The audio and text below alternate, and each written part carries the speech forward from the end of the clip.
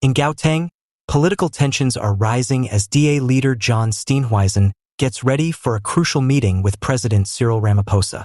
This meeting is being held in response to growing apprehensions about the governance crisis that the Panyaza Lesufi-led Gauteng ANC and the Julius Malema-chaired EFF have started. Please kindly subscribe to our channel, turn on the notification bell so as to get all our updates. High-level government involvement has been called for after reports that the ANC in Gauteng has deviated from Luthuli House orders. The gravity of the crisis is shown by the haste with which Steenhuisen and Ramaphosa must meet. There are concerns that vital service delivery has been jeopardized in a number of municipalities, including Johannesburg, Tshwane, and Ekurhuleni, due to accusations that the ANC is ignoring party leadership.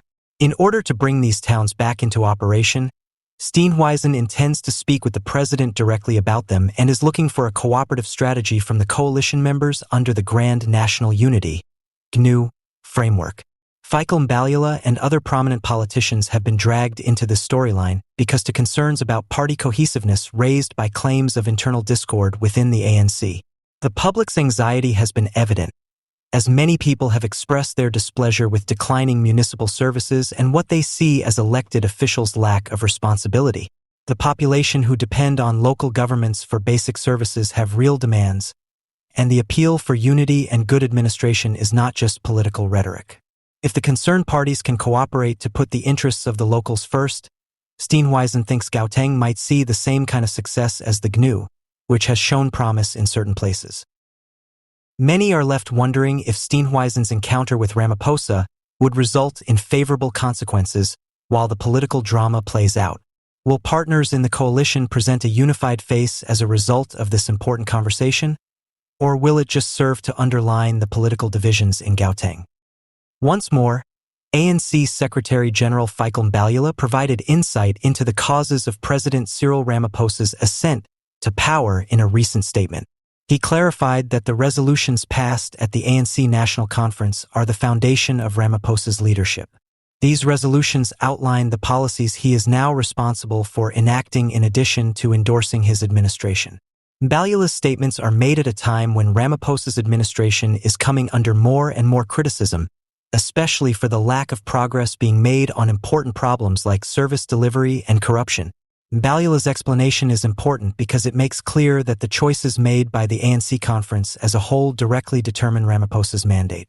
An important occasion in the ANC political calendar, the conference brought together members from all across the nation to choose new leaders and set the party's course for the next years. Ramaphosa is required to carry out these directives as the elected leader in accordance with the party's platform. In addition to reiterating Ramaphosa's legitimacy, Mbalula's remark subtly responds to those who have questioned his efficacy. Opponents claim that Ramaphosa's administration is not acting quickly enough to address serious problems like unemployment and corruption. Mbalula's statement, however, serves as a reminder that the president is carrying out the party's collective will rather than acting on his own.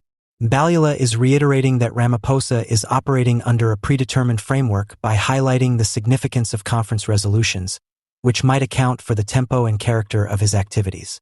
Even still, the general public's opinion is still divided. Some see Ramaphosa as a stabilizing force in South African politics who is committed to fortifying the nation's institutions and bringing the ANC together. Some, on the other hand, believe that his cautious approach is failing to bring about the dramatic changes they had hoped for. Therefore, Mbalula's comments are probably an effort to allay dissent and remind both supporters and detractors that Ramaphosa is constrained by the choices of his party, not by his own whims.